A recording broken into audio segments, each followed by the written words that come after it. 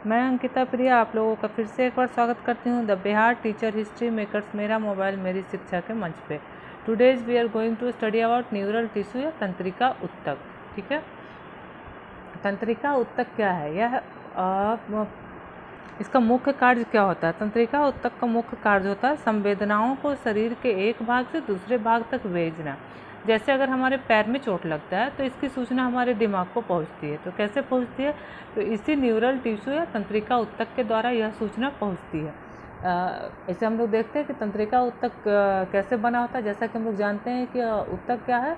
कोशिकाओं का समूह है।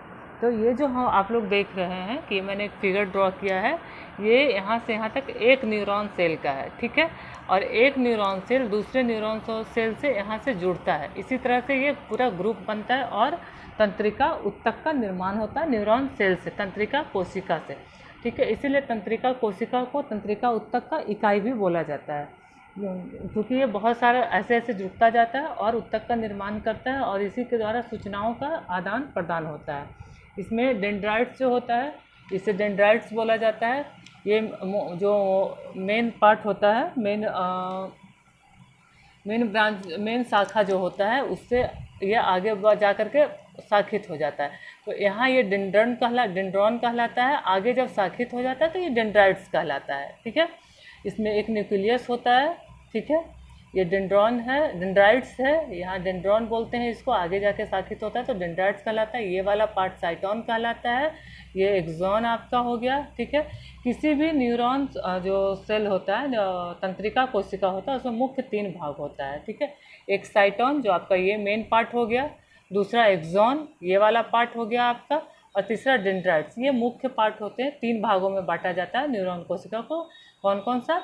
साइटोन जो आपका ये पार्ट हो गया। ठीक है, दूसरा डेंड्राइट्स जो आपका ये पार्ट हो गया, और तीसरा एक्सॉन जो हम ये लंबी तंतु वाली स्ट्रक्चर देखते हैं। ठीक है, ये एक्सॉन हो गया। तो अब देखते हैं कि, और ये आपका बीच में न्यूक्लियस हो गया। कोशिका है तो न्यूक्लियस भी होगा, ये न्यूक्लियस हो गया।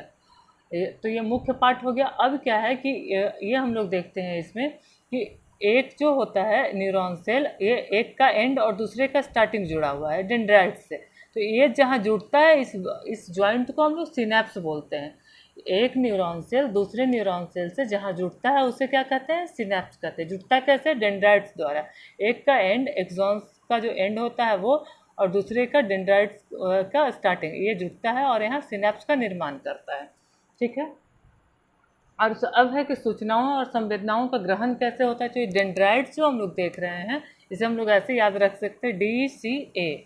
ठीक है, DCA मतलब DCA, डेंड्राइट्स, साइटोन, एक्सॉन। तो सूचनाओं को सबसे पहले रिसीव कौन करता है? डेंड्राइट्स। यहाँ से उसने रिसीव किया, इसने किसे भेजा? साइटोन को भेजा, साइटोन ने एक्सॉन को भेजा, और एक्सॉन से फिर कहाँ गया? दूसरे न्यूरॉन को सेल के डेंड्राइट्स के पास। ये प्रक्रिया ऐसे ही कंटिन्यूअस चलती रहती है, एक सेल से दूसरे सेल में, दूसरे से तीसरे में। तो पूरे शरीर में सूचनाओं का आदान प्रदान होता है। ठीक है, इसमें मुख्य बात यही है। और हम लोग कह सकते हैं कि मनुष्य के शरीर में जो तंत्रिकाएं होती हैं, शरीर के हर भाग को ब्रेन और स्पाइनल कॉर्ड से जोड़ करके आपसी तालमेल और संपर्क बनाए रखता है, और इसी तरह से सूचनाओं का आदान प्रदान होता है। हम लोग कह सकते हैं कि साइटोन क्या होता है। तो साइटोन के बारे में बोल सकते हैं कि यह तंत्रिका कोशिका का मुख्य भाग होता है, जिसमें कि एक केंद्रक होता है, केंद्रक द्रव्य होता है, तथा इसमें कुछ रंगीन प्रोटीन युक्त कण होते हैं, जिसे निल्सन कण बोला जाता है यहाँ इस पार्ट को। ठीक है, दूसरा मुख्य पार्ट होता है डेंड्रॉन, साइटोन से निकले हुए, यहाँ साइटोन से निकला हुआ।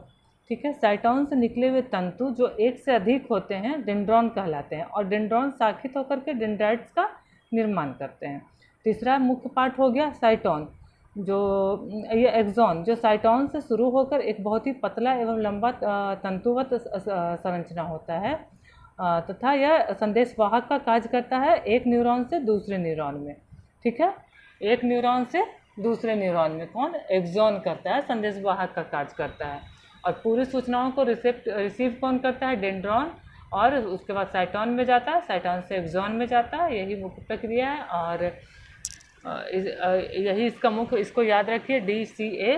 पहले डेंड्राइट्स में सूचना जाती है, फिर साइटोन में, फिर एक्सॉन में। ठीक है, इसी के साथ मिलती हूँ मैं आप लोगों से अगले वीडियो में। तब तक के लिए धन्यवाद।